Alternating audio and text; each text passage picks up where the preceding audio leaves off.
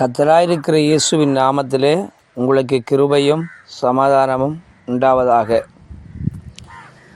இப்பொழுது நீங்கள் கேட்கப் போவது பாகம் 1, அதாவது முதலாம் பாகத்தை நீங்கள் கேட்கப் போகிறீர்கள். இந்த பாடம் எதை குறித்தது என்றால் வேத வாக்கியங்களை குறித்தது. அதாவது வேதத்தை நாம் எப்படி விளங்கிக் கொள்ள வேண்டும், இதைத்தான் இந்த அற்புதமான நேரத்தில் நம்ம தியானிக்க போகிறோம். ஏனென்றால் இன்றைக்கு உலகத்தில் நீங்கள் எடுத்து பார்த்தீங்கன்னா பல்வேறு விவாதங்கள், கருத்து வேறுபாடுகள், பல்வேறு சபை பிரிவுகள், பல்வேறு உபதேச குழப்பங்கள் எல்லாம் உருவாவதற்கு என்ன காரணம் என்பதையும் நீங்கள் புரிந்து கொண்டீர்கள் என்றால் அற்புதமான விதத்திலே வேத வாக்கியங்களை உங்களால் புரிந்து கொள்ள முடியும். அன்புக்குரியவர்களே, பல நாள் இதை குறித்து தியானித்து, இதை குறித்து சிந்தித்து, இந்த உலகத்தில் வாழும் கிறிஸ்தவர்கள் மத்தியிலே நாம் எந்த செய்தியை கொடுக்க வேண்டுமென்று ஜெபத்தோடு தயாரிக்கப்பட்டது இந்த செய்தி. இதை கேட்டு நீங்கள் பயன்பெற்று ஆண்டவருடைய ராஜ்யத்துக்காக நீங்கள் வாழ வேண்டும் என்னும் ஒரே நோக்கம் மட்டுமே. அன்புக்குரியவர்களே, நீங்கள் பரிசுத்த வேதாகமத்தை எடுத்து கொண்டீர்களேயானால்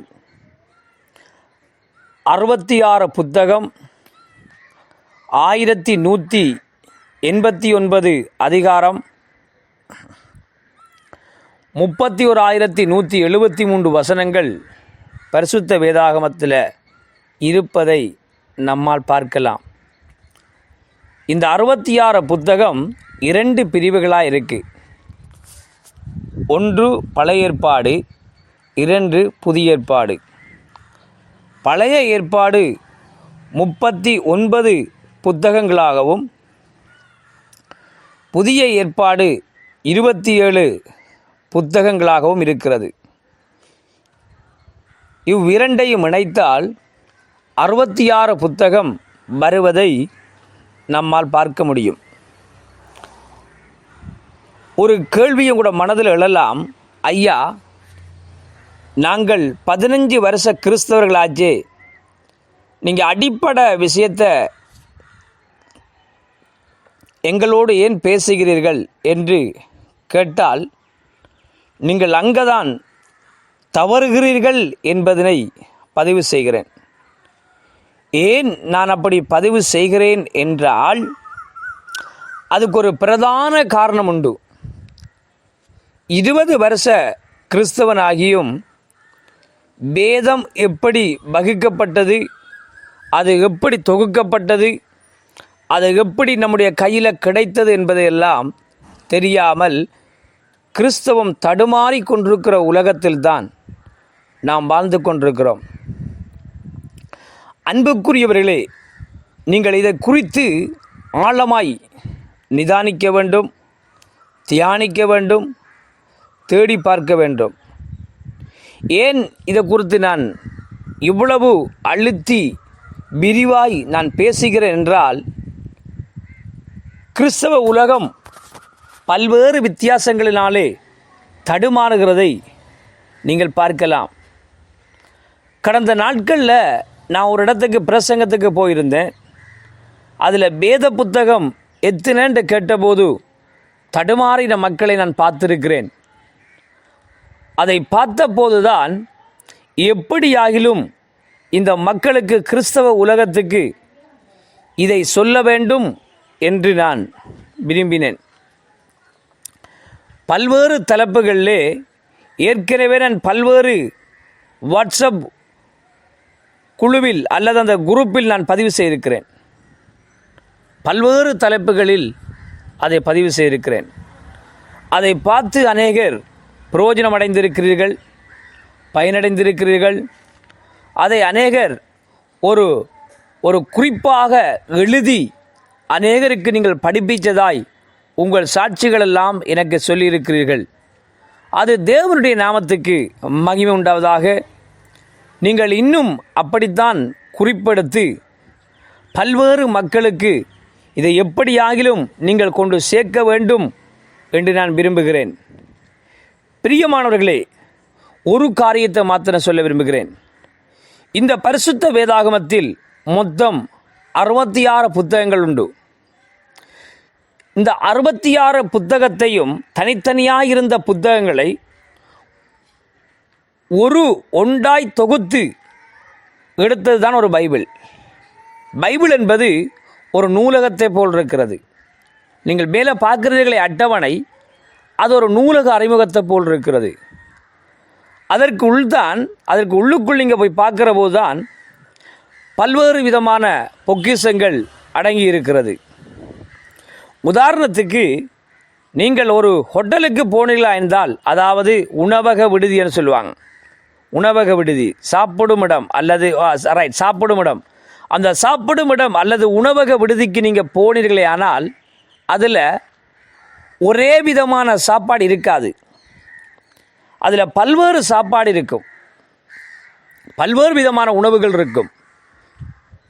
உதாரணத்துக்கு, நீங்கள் குழந்தை கிடைக்கும், அதாவது குழந்தை பெற்றெடுத்து மருத்துவ சாலையில் அல்லது வைத்தியசாலையில் அனுமதிக்கப்பட்டிருக்கும் ஒரு பெண்ணை எடுத்துக்கொண்டீர்களே ஆனால் இடத்துக்கிட மாறுபட்ட சில வித்தியாசமான உணவகங்கள் இருக்குது. அது வேறு எடுத்துக்கலானால் அவங்களுக்கு நாங்கள் சாப்பிட்றது போல் ஒரு கடினமான சாப்பாட்டை அவங்களுக்கு கொடுக்க முடியாது. ஏனென்று அப்போ தான் அவங்களுக்கு குழந்தை பேர் நடந்திருக்கு, அப்போ தான் குழந்தையை பெற்றெடுத்துருக்குறாங்க. அவங்களுக்கு நீங்கள் ஒரு சாப்பாட்டை கொடுக்குற போது மிகுந்த கவனத்தோடு ஒரு சாப்பாட்டை கொடுக்க வேண்டும். அப்படி இல்லை என்றால் அவர்கள் அதில் பாதிக்கப்பட்டு விடுவார்கள். அதுபோல் நீங்கள் உணவக விடுதிக்கு போனீர்களே ஆனால் சிறு பிள்ளைகளுக்கென்று ஒரு சாப்பாடு கொடுக்க வேண்டும். நீங்கள் சாப்பிடுகிறது போல பரோட்டா, இட்லி, தோசை என்று நீங்கள் நினைக்கிற மாதிரிலாம் பிள்ளைகளுக்கு கொடுக்க முடியாது. பிள்ளைகளுக்கு ஏற்ற சாப்பாடு அதில் என்ன இருக்குன்னு பார்க்க வேணும். அதற்காக அதெல்லாம் சாப்பாடு இல்லையா, தரம் குறைந்ததா என்று கேட்டால் நீங்கள் உங்களுடைய நினைப்பு தான் பிள்ளை. எல்லாமே நல்ல சாப்பாடு, நம்ம சாப்பிடுவதற்காக தான் வைக்கிறாங்க, அதற்காக தான் அது தயாரிக்கப்பட்டிருக்கிறது.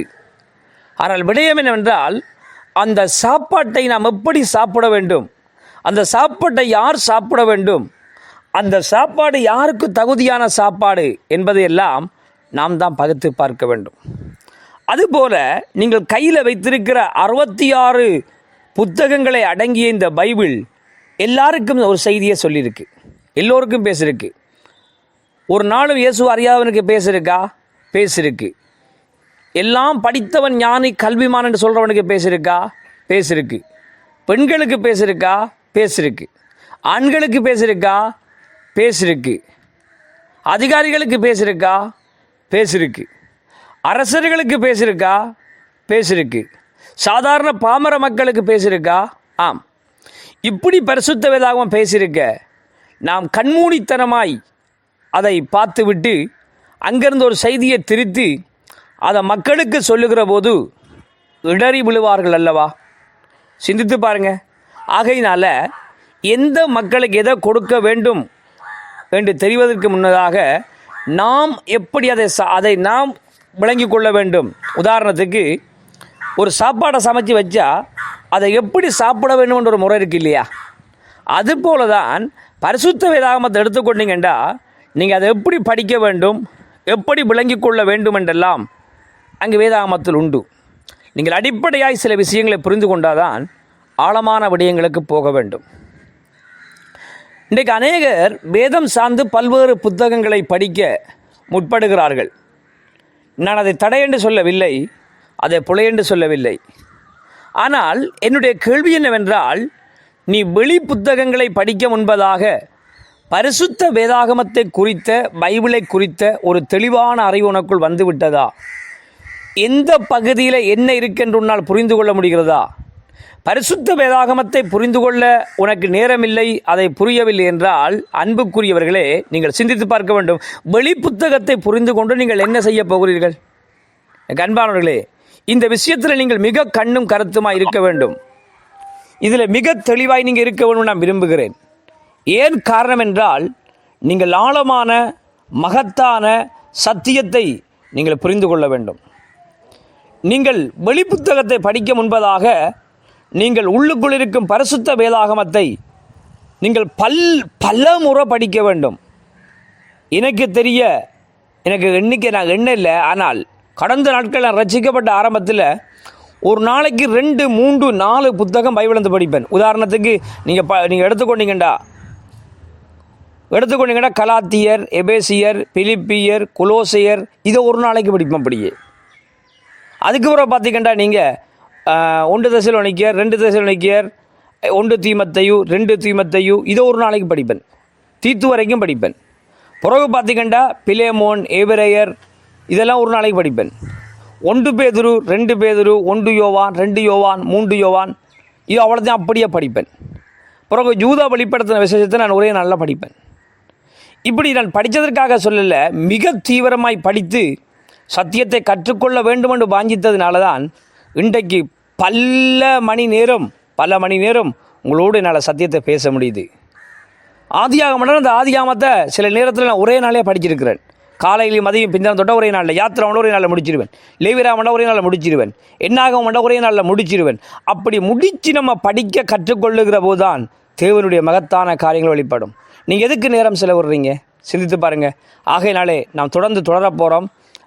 வேத புத்தகத்தை நாம் எப்படி விளங்கிக் கொள்ள வேண்டும், பாகம் 1 நிற்கிறோம்.